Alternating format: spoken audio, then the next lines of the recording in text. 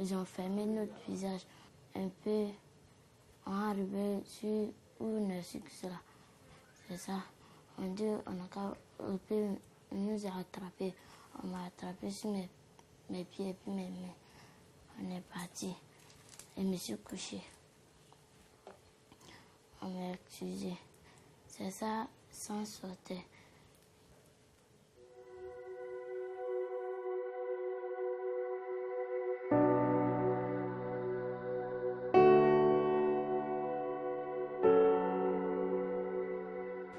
On commence 3 mois, elles sont petites, on fait. Deux fois, elles ont 18 ans. On les fait. Deux fois, des mamans même. Souvent, elles vont saigner, ils vont tout faire, la personne décède. Elle meurt dedans. Même l'année passée, vous avez vu, il y en a, on a envoyé à l'hôpital ici.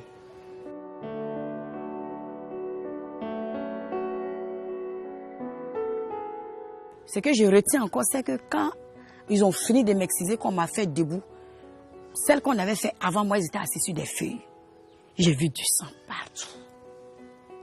Cette peur-là, j'ai encore cette peur-là, moi. Et puis ça fait même que j'ai eu peur de l'homme même, du garçon. Finalement, je ne savais pas si tout ce qu'on faisait là-bas faisait mal. Donc vraiment, jusqu'à aujourd'hui, je garde encore dans la tête.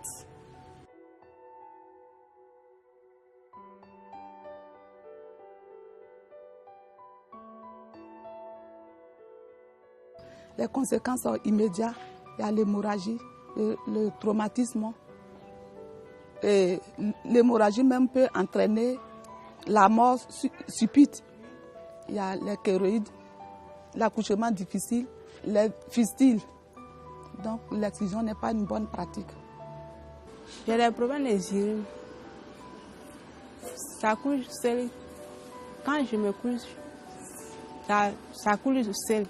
Je n'arrive pas à attraper, à pousser moi-même. Je vais parler quelque chose à les parents. Voilà ce que je vais leur parler. Je vais leur dire qu'à arrêter ça, ce n'est pas bien. Ce n'est pas bien. Quand ils font ça, ça pose les problèmes. Quand tu es grand, quand tu viens enfanter.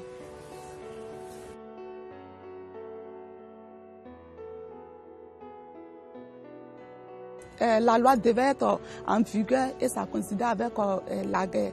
Donc il y avait la guerre, on ne pouvait pas aller sensibiliser dans les villages.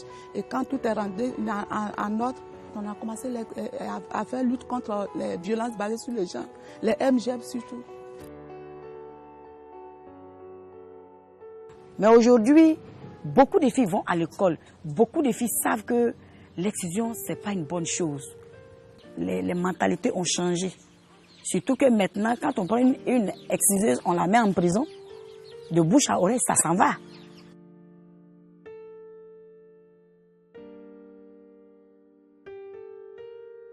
Et quand tu vas vers une exciseuse, elle ne va pas t'accepter puisque elle, c'est son gagne-pain.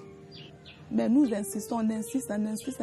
On fait comprendre à l'exciseuse que ta pratique là, elle est sale, c'est une sale pratique. Voici, moi j'en souffre aujourd'hui. Et je lui dis que moi je suis témoin oculaire. J'ai été excisée quand j'avais 11 ans. Aujourd'hui, j'ai 42 ans. Moi j'ai arrêté de faire parce que tu sois exciseuse ou que tu ne sois pas exciseuse, tu n'es pas au-dessus de la loi.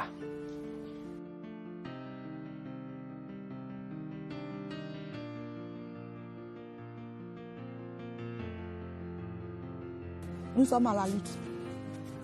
Et les femmes qui vivent ce cas-là, il faut qu'elles viennent, qu'elles mènent les mêmes luttes comme nous, à l'ouest, au nord. Nous sommes au nord, au nord, à l'ouest, à l'est, partout dans le monde entier. Qu'elles mènent la lutte comme nous.